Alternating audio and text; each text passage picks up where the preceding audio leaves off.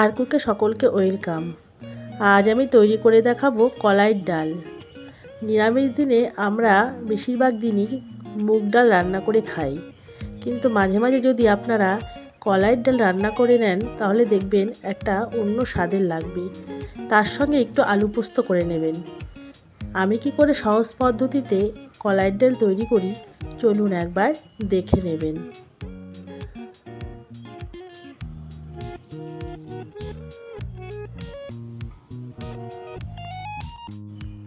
আমি এখানে 200 গ্রাম কলাইয়ের ডাল নিয়েছি। দোকান থেকে ভাজা কলাই আমি কিনে নিয়ে এসেছি, তবু আমি হালকা করে কড়াতে কলাইয়ের ডালগুলোকে আবার ভেজে নেব। আমি একটা কড়া বসিয়ে দিয়েছি, কড়া গরম হয়ে গেছে। 200 গ্রাম কলাইয়ের ডাল কড়ার মধ্যে দিয়ে দিলাম। এবার আমি এই ডালগুলোকে হালকা করে ভেজে নেব। এভাবে 2 মিনিট ধরে আমি ডালগুলোকে ভেজে নেব। তারপর ভাজা হয়ে গেলে আমি সেদ্ধ করে নেব।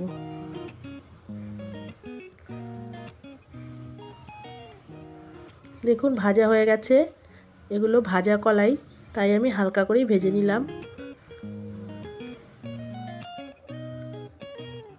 এবার একটা কুকারে আমি 200 গ্রামের জন্য 700 গ্রাম জল দিলাম। দেখুন জলের মধ্যে ডালগুলো দিয়ে দিয়েছি। ডালগুলো ধুয়ে তারপর কুকারে জল দিয়ে বসিয়েছি। এবার আমি 1 চামচ লবণ দিয়ে দিলাম। এবার ঢাকনা আটকে আমি 3টে সিটি দিয়ে ডালগুলো সেদ্ধ করে নেব। দেখুন ঢাকনা আটকে দিয়েছি, এবার সিটি দিয়ে নেব। দেখুন ডালগুলো সেদ্ধ হয়ে গেছে। 3টে সিটি দিয়ে আমি সেদ্ধ করে ডালগুলোকে নামিয়ে নিয়েছি। এবার এর মধ্যে দিয়ে দেবো 1 চামচ হলুদ গুঁড়ো। হলুদটাকে ভালো করে ডালের সঙ্গে মিশিয়ে নেব। আমি একটা কড়া বসিয়ে দিয়েছি, কড়ার মধ্যে 1 চামচ তেল দিয়ে দিয়েছি। আমি সাদা তেল দিয়ে রান্নাটা করব। এবার ফোড়নে দিয়ে দিলাম 2টো শুকনো লঙ্কা মাঝখান দিয়ে চিড়ে ফোড়ন দিলাম, আর দিলাম গোটা জিরে, আর দিয়ে দেব সামান্য পরিমাণে মৌরি, একটা কাঁচা লঙ্কা আর 1 টুকরো আদা আমি বেটে ফোড়ন দিয়ে দিলাম। আরও 1/2 চামচ হলুদ আমি এর মধ্যে দিয়ে দিলাম। লবণ আমি ডালের মধ্যে আগে দিয়ে দিয়েছি, লবণ দিয়ে ডাল সেদ্ধ করে নিয়েছি।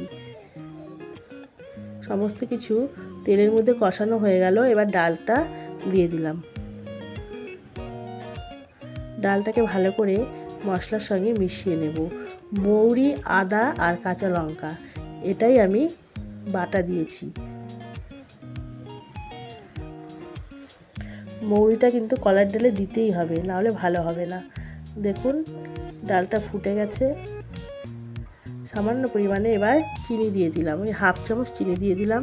চিনিটাকে ভালো করে ডালের সঙ্গে মিশিয়ে নিলাম। কলাইয়ের ডাল রান্না কমপ্লিট হয়ে গেছে। এবার আমি একটা বাটিতে নামিয়ে নিই। দেখুন আমার কলাইয়ের ডাল রান্না এরকম হয়েছে। এইভাবে আপনারা কলাইয়ের ডাল রান্না করে ভাত কিংবা রুটির সঙ্গে খাবেন, দেখবেন খেতে খুবই ভালো লাগবে। যদি ভিডিওটি ভালো লেগে থাকে তাহলে লাইক, কমেন্ট, শেয়ার, সাবস্ক্রাইব করবেন। সবাই ভালো থাকবেন, সুস্থ থাকবেন এবং আমার পাশে থাকবেন।